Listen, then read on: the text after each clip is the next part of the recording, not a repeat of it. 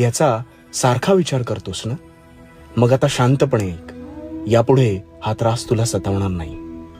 मुळात तुला वाटतंय तसं नाहीये. जोपर्यंत आपण दुसऱ्याचे कपडे परिधान करत नाही तोपर्यंत आपल्याला ते सैल बसतायत का घट्ट होतात याचा अंदाज बांधता येत नाही. अगदी काहीसं तसंच आहे. प्रत्येकाच्या कर्मानुसार त्याच्या आयुष्याचा फेरा चालतो.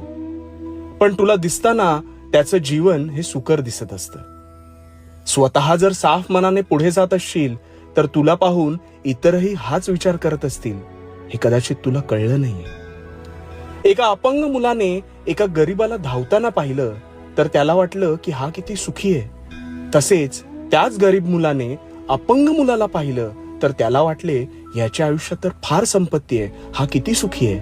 पण खरं तर दोघांच्या जीवनात दुःख वेगवेगळी होती.